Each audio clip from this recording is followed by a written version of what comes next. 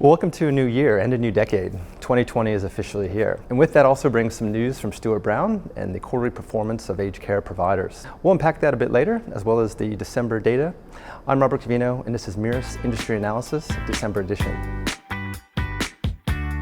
Well, the end of the year finished moderately flat for average daily subsidy across all three cohorts. The not-for-profits were up ever so slightly, with private operators retreating just a little bit, but the industry is holding just at the 179.66 mark for the period of December. Occupancy also had a relatively flat month. We did see the not-for-profits still maintain above 90%, and the overall industry as well maintained just over 90% with occupied bed days through the December month period. Well, if we look at our claiming activity for the month of December, we did see the mandatory claimant activities retreat across all three segments. The private operators were just around 9.5%, with the overall industry at 8.7% in mandatory claims.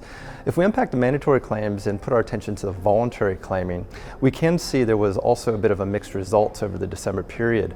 The not-for-profits actually led above 3%, whereas the private operators were below 2% or below 3% in their voluntary claiming. This is attributed to some of the retreat in the overall ADS figure at 187 over that period. For the December period, we did see the overall age of claims come down slightly, with the industry traveling at just over 35% of claims being greater than 12 months in age.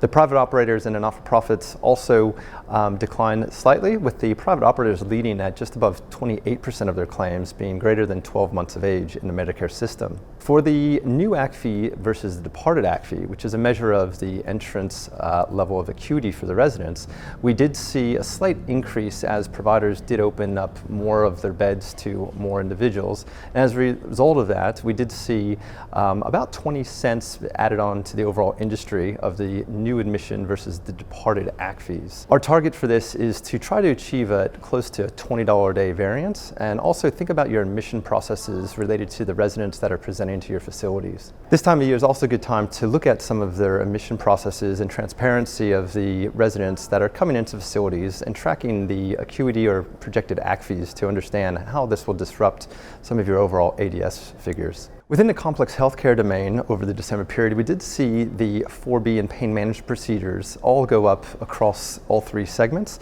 The industry is now over 50% of 4B claims in the Medicare system, with the private operators traveling just under 53% and the not-for-profits just above 49%. If you look at the pressure area care procedure, procedure 5 within the complex healthcare domain, we also saw an increase across all three cohorts. The industry is at around 38.5% of all claims in the system having a pressure area care treatment against them. If we turn our attention to the workforce data over the December period, we did make some changes to how we report data for the AIN and enrolled nursing. As our workforce data does increase, we have seen different strategies in place with providers, and to ensure the integrity of the data is consistent, we have combined the AIN and enrolled nursing hours together for the purpose of this reporting. If we turn our attention to the care hours over the December period, we did see the RN hours increase by just above 3% to 0.59 over the December period. The AIN and enrolled nursing hours did decline around 2.6%, with agency also declining by 6% over December. Within the allied healthcare hours, we did see a slight increase, around a half percentage point, to 0.017 hours worked on a per bed per day basis. Well, financial sustainability is front of mind with the Stewart Brown quarterly report coming out this week. The peak bodies have all raised concerns about the percentage of homes now operating at a loss over the period reported by Stewart Brown. We'll continue to put our attention to this and watch this unfold, but if you are interested in how your organization is performing, please sign up for our free benchmarking report, and you can track some of your own organization's trends. Like all of us at Mirus, I'm sure your organizations have also been equally devastated by the fires that have ravaged through a country over the summer period. Our thoughts are especially with the 90 affected providers that have been managing it tough over this summer period, and the staffs and families that have been working relentlessly. We've also seen some amazing acts of courage and communities coming together during these tough times. Let's draw from this in our shared vision of making aged care better. Thank you for joining us. I'm Rob Covino, and this is Mirus Industry Analysis, December edition.